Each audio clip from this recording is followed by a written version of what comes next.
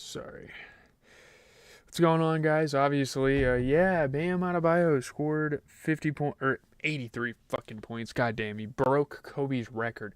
Sure, that is the elephant in the room. Sure, that is something that I should surely address. And yeah, you'll get your 5 seconds here in the beginning of the video, but you think I'm gonna talk about the goddamn Heat Wizards game? You're out of your fucking mind. Shout out to Bam Adebayo. Obviously, not the guy I would expect to score 83 points in a fucking game. I think if I had to choose someone in the NBA to do that right now, it probably would be like Luka Doncic or Shea. I don't know if Shea could do it though. Shea maybe. Shea or Luka. Those are the only two players in the NBA I would ever expect to break Kobe's record right now. But I guess Bam Adebayo does it. Whatever. I mean, I'm not going to talk about this game. Free throw record as well. Let's not forget that, dude. I just have to look at this real quick. Bro, look at this guy's free throws. 36 for 43 from the free throw line.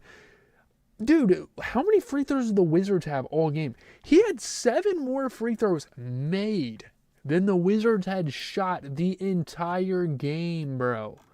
What are we doing? I'm not even going to talk about, like, fuck that, dude. What I'd rather talk about is my Celtics losing to the Spurs. Because, yeah, I can sit here and be down about it, but dude, the Spurs are going for a title. They're contending with the Thunder and the West, and it seems like the Pistons are kind of running away with the Eastern Conference right now, but the Celtics are contending for a championship, mind you. I don't care what anyone says. The Celtics are championship contenders. They're not favorites to win it, but man, Victor Wembanyama powers the Spurs through a physical victory over the Celtics. They win by 9. Obviously, Jaylen Brown got fucking ejected. But Victor Wembanyama, I have to give him credit. I mean, he had one of his best three-point shooting nights of his entire career. An absolutely insane offensive night, and he was also grabbing a fuck ton of boards on our heads. So, there you go. They sweep a contentious 2-game season series with the Celtics. Obviously, the first one didn't have Tatum. And now this one, for most of the game, didn't have Jaylen Brown, but I'm not even going to blame it on that. We'll get into that in a second. We can watch the highlights. We have about 4 games we're going to talk about. We'll get into this game. We'll get into the Chicago Golden State game that went to overtime. We'll get into Charlotte and Portland, and then I can't remember the other game. I think the Toilet Bowl, the number 1 overall pick. Fuck it, we'll talk about it for fun. Yeah, Wemby's great. The Spurs are obviously staying hot. They're one of the best teams in the association post All-Star break. But yeah, Victor Wembanyama getting to the rim, shooting threes over guys like Baylor Shireman. But yeah, Jaylen Brown, 2 quick techs. It's kind of bullshit.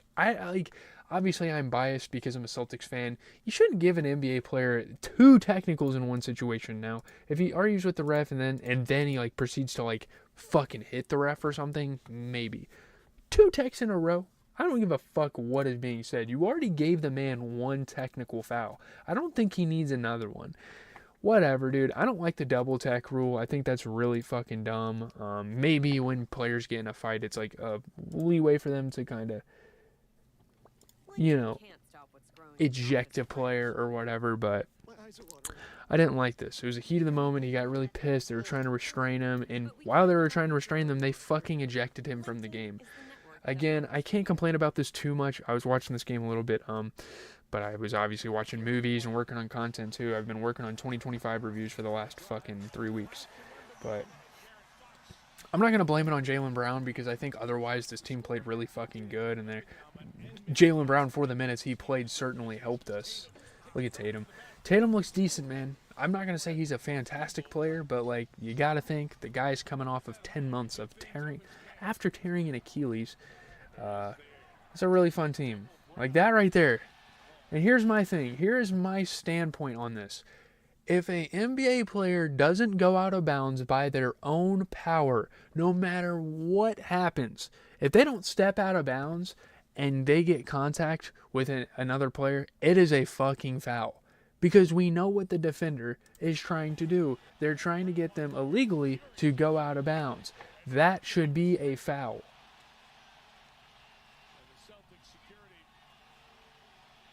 Damn, Derek White was really pissed. I wonder what these Celtics guys say, like, bro, it's not worth it, you finna get fined. He's definitely gonna get fined, but Keita, bro, you were food. Keita was low-key food to Victor Wembanyama. This is just not a great matchup for us. Like, if we were to go to the finals, which I know I'm thinking ahead here, if we were to go to the finals and we had to play Victor, Keita is not the guy that's going to stop him. Baylor Shireman's not the guy that's going to stop him. Luka Garza's slow ass is not stopping Victor Wembanyama. Unfortunate loss, but hey, we live and we learn. I think we're still contending for something. We're not necessarily the favorites in the East. We're not necessarily a team that people are looking for out of that. Shout out to Ron Harper Jr., though. We'll get into that in a second. Dylan Harper and Ron, he had to show up for his bro, and he did.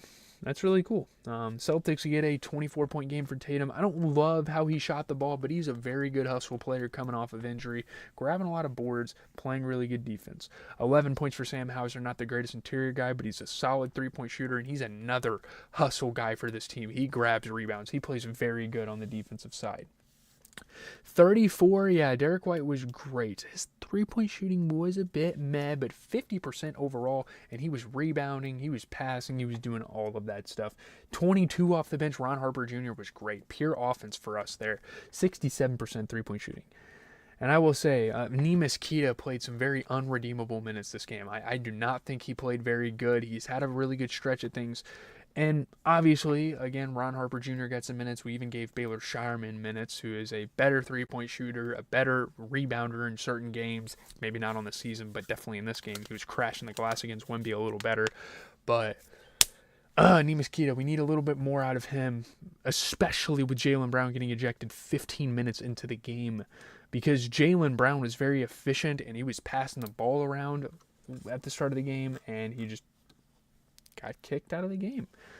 Wemby was great. A lot of turnovers, but he gets a lot of the load on offense. 39 and 11 out of him. He shot 55%. Obviously, he's a fantastic rim protector. He's shown that his entire career so far. You get 25 for De'Aaron Fox, who shot 67% from three. I'm actually pretty excited tomorrow to watch some conference tournaments for college. But De'Aaron Fox, very good dual threat guard. He can move the ball around as well. 14 points for Devin Vassell, pure offense, 40% three-point shooting.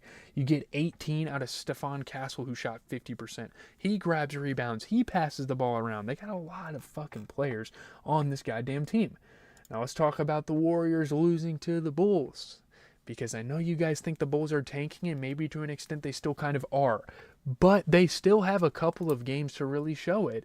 And they kind of knocked the Warriors off a pedestal because now the Warriors are kind of scrambling. They have about 5 to 10 games to figure out what the rest of after the regular season is going to look like for them, you know? Holy shit. Montes Buzelis had 41 points. I mean, I guess Bam Adebayo dropping 83 completely overshadowed this. But man, career high 41 points, hit a key three-pointer in overtime. The Bulls are still fucking trying for something. I mean, damn. Look at Josh Giddey, bro. Damn, dude. Bulls beat the Warriors by 6. I mean, this is one of the best games for Montes Buzelis in his career. They were in overtime with 2 minutes, 20 seconds left to hit his shot. Josh Giddey was fucking phenomenal. Triple-double, going back to doing that. And that's kind of what the Bulls have needed Josh Giddey to kind of do for the longest time. And here he is doing it. Scoring the ball, passing the ball, rebounding the ball at an unbelievable level at the guard position. The Warriors are undermanned, but nonetheless, they're still a better team than the Chicago Bulls team. They should not be losing this game. I don't know. It's not over for either of these teams, by the way, but we'll have to see how the season goes. Really good game. Draymond Green's obviously a tough defensive guy to go against. GP2 is a tough athletic presence for this team as a rebounder. Will Richard is a nice young guy the Warriors have. GP2 again, but Bulls get through this fucking game. Now we're going to watch the highlights here. I don't know how much more... I don't know how much more editing for the night we're going to get into here. That video will definitely be out tomorrow, the Sisu review, and then I kind of have to spend more fucking money. I do think, after we watch the sequel for Sisu, if I don't see any more movies become free on streaming, like if Marty Supreme doesn't get it, that's the number one thing. I think by the time Euphoria comes out, like the week of, I'm going to have to watch Marty Supreme, because I don't think I'm going to catch it any other time. But we're going to watch the Final Destination franchise. We have like 4 more movies left to watch in it, including the brand new one. So that'll be maybe an interesting kind of review series to do, just so we're kind of caught up on that if they decide to drop any more movies. Obviously, they showed a lot of the clips in this game from the overtime period. And if you guys are wondering about college, of course, I watched some college games, watched a teeny tiny bit of the Big Ten tournament today. The Big 12 tournament is in full swing. The ACC tournament's in full swing. I watched a lot of Pitt versus Syracuse, I believe it was. Pitt, crazy fucking upset there. I don't really know what other games I watched. I'm very focused on like getting movie reviews and just posting as much content on the channel as I possibly can for you guys. Covering movie releases, of course, when those come with like all the Marvel stuff, because that's going to get a lot of views and you guys are going to see the channel for it. But music, man, I got a lot of shit to kind of pay attention to. Jack Harlow's dropping an album this Friday. I ramble because I have a lot of shit to fucking talk about. So there's no point of, I guess I can check 2K real quick, but there's no point.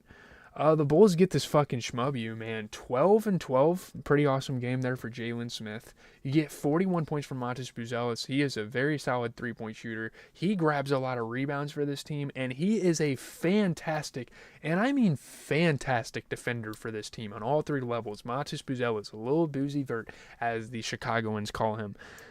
He's got a lot, dude. He's got a lot to him. He can play on the perimeter. He can play inside. He hustles for the loose ball. He can rip you. He can jump in the lane. I mean, damn. 17 and 11. Leonard Miller, a really nice young talent they picked up from Minnesota. He shot 50%. He's a solid three-point shooter. And, man, 21, 13, and 17. Fantastic game for Josh Giddey. A lot of turnovers, but when you have 17 assists and you're the primary ball handler on this team, it's all right. 10 and 10 for Nick Richards off the bench. He is a fantastic at-the-rim defender, has been doing that his whole career. 22 for Trey Jones, is a solid three-point shooter, really good passer to get the other bench guys involved. Just an overall really good game for the Chicago Bulls. Warriors, you get a 12-point game. Actually, a pretty good game for Draymond. He shot 80%, straight three-pointers all game. He grabbed some rebounds. He played really good defense at the rim. You get 17 for Gui Santos. Don't love him as an interior guy, but he's a solid three-point shooter. He grabs a lot of rebounds. 13 for Al Horford. Again, don't love him on the interior. He's a solid three-point shooter. He grabs rebounds. He passes the ball. He plays unbelievably good at the rim, especially for his age. We're talking about a guy that's, 41 at this point? 39. Okay, he's not even quite 40 yet. He plays great for his age, like defensively, so I love that. 17 for Porzingis. Porzingis is starting to make some debuts, I guess, like he's getting over this illness and stuff. He's also an unbelievably talented rim protector for this team. They have really good rim protection, but the perimeter, I guess, you have Pod, you have Will Richard, you have GP2, but like, I don't know, maybe it's not as much there. Porzingis, 17 points. I don't love him as an interior guy, but he knocked down some threes this game. 12 and 11 for GP2. Couldn't get a three ball to go, but very good interior player. He's a good perimeter guy. 17, LJ Cryer's been a very good pure offensive player with 60% three-point shooting. 17 for Pat Spencer as well. I don't love him as an interior guy, but he can knock the three ball down, and he passes the ball a lot. Really gets the bench players involved. Will Richard, he's young. I love him as a perimeter defender. He is absolutely phenomenal there. He can play on ball. He can get in the passing lanes. He does all that sort of stuff, but his offense definitely needs to pick up, and they need to utilize some of their guys. We talked about everyone. KP, GP2, LJ Cryer, Pat Spencer. They have plenty of offensive talent on this team, especially coming off the bench in place, like with no Curry playing even, and they just didn't really utilize it like they probably should have. Let's get into Charlotte. Charlotte gets a dope win here to get back up to 500. Now, the Trailblazers still have about 5 to 10 games to figure out if they can maybe slip into a play-in or do whatever they want to do, but the Hornets rally for a 2-point victory over the Trailblazers. Obviously, Brandon Miller and LaMelo Ball. LaMelo Ball wasn't the most impressive offensive player, but especially down the stretch, hit a lot of timely buckets. Brandon Miller, also a fantastic rebounder, and the Hornets were down by 19 points at one point in this game, and they come back and they beat the Trailblazers. I'm not really sure what's going on with Denny Avdia. I guess they still have some spare time for him.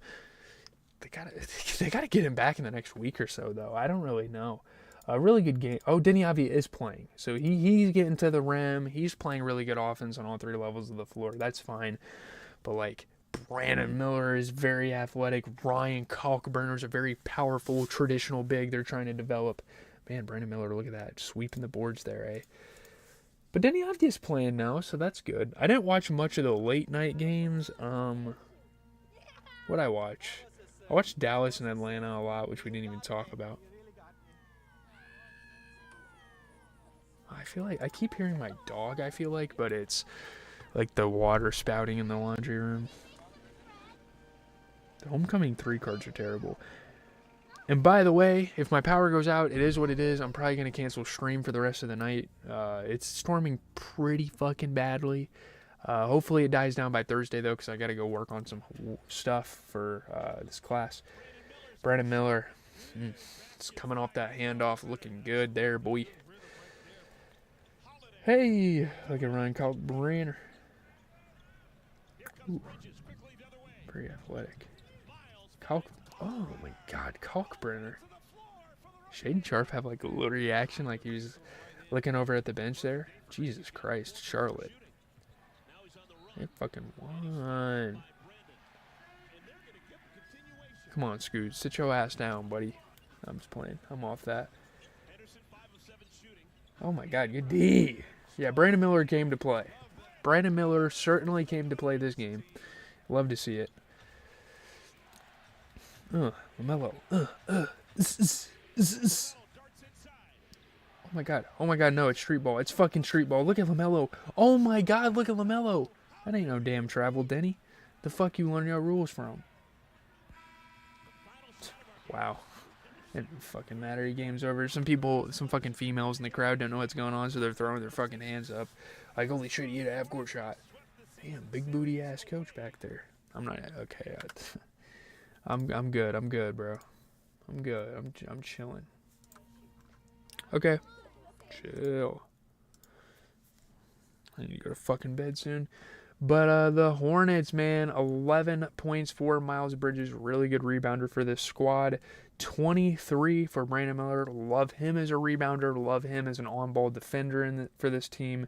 14 for LaMelo. You get 15 for Con Knuppel, who shot 50% from three. He's another really good on-ball defender for this squad.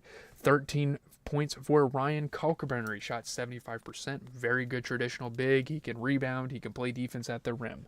11 points for Sion James, 67% shooting. Pure three-point shooter as well as a hustle guy that can get up for the rebounds. You look at the Trailblazers, who lose this game, 24 out of Jeremy Grant. Really good pure offensive performance, 70-50 splits. You get 11 out of Toumani Camara. Didn't really shoot the ball particularly well, but at least he was on the glass. You get 22 for Danny Avdia. Not the greatest interior threat this game, but 40% from three, and he was passing the ball all sorts of ways this game. 11 and 11 for Donovan Clingan. Not the most efficient offensive player, but certainly got it done on the defensive side, especially at the rim. He can go up with just about anyone. And then 17, kind of an into the bench guy with Scoot Henderson shooting 60%. I love his production recently. Jrue Holiday definitely struggled this game. He's a very good facilitator. He can play the point guard, pure traditional point guard position pretty well, but other than that, didn't do much this game. And they have guys like Robert Williams. They have who can rebound the fuck out of the ball, who can block the fuck out of just about everyone on the court, and he is awesome. And you also have Scoot Henderson, and those guys definitely need to get a little more minutes on a squad like this. Kind of some hidden gems there. I don't even know if it's even worth talking Indiana, Sacramento. I haven't looked at the standings to see if like anybody's eliminated. Okay, the Pacers. The Pacers are the first team to be eliminated. So Pacers are a team where it's like, I don't even know why I'm talking about them, but we're still going to talk about it because hoops is hoops. People have fun. People compete. Devin Carter, career best, 24 points. I wouldn't say necessarily erupting is the right word for that, but he leads the Kings to a 5-point comeback victory over the Pacers. Game doesn't really matter because both of these teams are very much in contention to get the number one pick. Devin Carter, insane fourth quarter. It's one of the best games of his career as well, so that's a cool little comeback story. Devin Carter played all over the place. Obviously, they have Maxime Reyno still going strong. Was one of the better rookies. Honestly, one of the more hidden gem rookies as well. Jarris Walker, he's been tough to play against offensively, but yeah, Maxime Reyno, very good two-way player. Blocking J Huff, one of the better dunkers, one of the better big men, dominant big men. Not one of the best big men overall, but like just in terms of dominance, like playing at the rim, he's one of the best in the league. So but AHS can help in real time over video chat. Fix it over video chat with American Home Shield. Sign up today at ahs.com.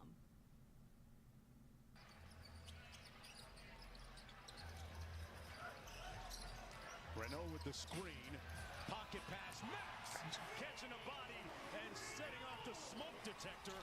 High percentage shots on the outside. Here's Neesmith off the screen from Huff. Touches the paint and got the lift. And cut it under double digits. It's looking good. I don't really care. Kings on a 12-2 Yeah. They get another stop. Great outlet by Carter. Plum tried to punch and got denied. And some full court pressure and a steal by Plowden. 2-on-1. Clifford. Plowden. Kings right back in it. Jones. Yeah, that is a good point. Like, I was kind of looking at the Twitter discourse, because this game fucking doesn't matter. People are talking about, like, yeah, Bam Adebayo put up 83 points, and all y'all want to talk about is free throws and efficiency. Why is it then that there's only one other NBA player that has scored more points in an NBA game than him? I don't give a fuck what the errors are. Wilt Chamberlain was one of the most dominant, like, size to size NBA players. He is the most dominant, possibly, NBA player of all fucking time. So, like, what's the difference? Like, it's harder to score in today's NBA than it was back then. Especially in the fucking 60s, bro. Maybe not in the 90s. I understand the 90s. And I understand Kobe's time. Like, it was much more difficult for Kobe to drop 81 than Bam to drop 83, especially with all the free throws and foul baiting and stuff. But I guess, yeah, fine. Whatever. I don't need to talk about that anymore. Let's get into it. Obi Toppin put up 17. I don't love him as an interior guy, but 40% from 3. He crashed the glass using his athleticism. You get 12 out of Jay Huff. Didn't shoot the ball particularly well, but the man can rebound. 29 for Aaron Nesmith.